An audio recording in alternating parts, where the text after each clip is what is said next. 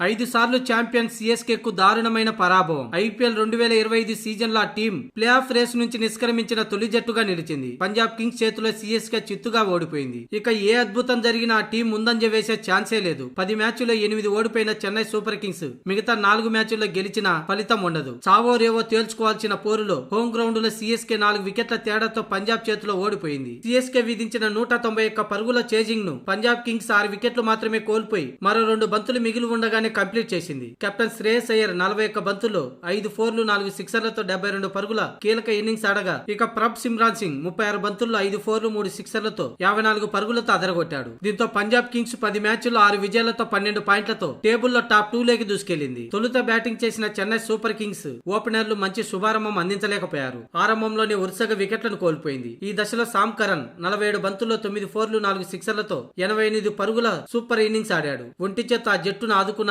కూడా. ఓ పక్క వికెట్లు పడుతున్న తాను మాత్రం వీరోచిత ఇన్నింగ్స్ ఆడాడు. అతనికి తోడు డెవాల్డ్ బ్రెవిస్ 26 బంతులు 32 పరుగులతో సహకారంతో ఆ జట్టు 17.3 ఓవర్లకు 4 వికెట్లు కోల్పోయి 172 పరుగులతో నిలిచింది. కానీ ఆ తర్వాత చాహల్ మాయతో 11 బంతులకే చివరి 6 వికెట్లను కోల్పోయింది. ముఖ్యంగా చాహల్ హ్యాట్రిక్ వికెట్లు తీశాడు. 19వ ఓవర్లో సెకండ్ బాల్ కు ధోని వికెట్ తీసిన చాహల్ చివరి 3 బంతుల్లో 3 వికెట్లు తీశాడు. మొత్తంగా చివర్లో 11 బంతులకే సిఎస్కే 6 వికెట్లు కోల్పోవడంతో స్కోరు బోర్డుపై తగినన్ని పరుగులు లేకుండా పోయాయి. ఇక్కడే ఆ జట్టు చెతకల పడింది. సిఎస్కే 190 పరుగులకే కుప్పకూలింది. ఇక 191 పరుగులతో ఇన్నింగ్స్ ను ప్రారంభించిన పంజాబ్ కింగ్స్ ఆరంభం అదిరిపోయింది. ఓపెనర్లు మంచి శుభారంభం అందించారు. ముఖ్యంగా ప్రభ్ సిమ్రాన్ సింగ్ హాఫ్ సెంచరీ, అలాగే శ్రేయస్ అయ్యర్ 72 పరుగుల ఇన్నింగ్స్ మ్యాచ్ కి హైలైట్ గా చెప్పవచ్చు. మొత్తానికి ఈ మ్యాచ్ గెలుపుతో పాయింట్ల టేబుల్లో సెకండ్ ప్లేస్ కు వెళ్లిపోయింది పంజాబ్ కింగ్స్. ఇక ఈ మ్యాచ్ ఓటమితో సిఎస్కే ఈ సీజన్ లో ప్లే ఆఫ్ కు వెళ్లకుండా ఇంటి ముఖం పట్టింది.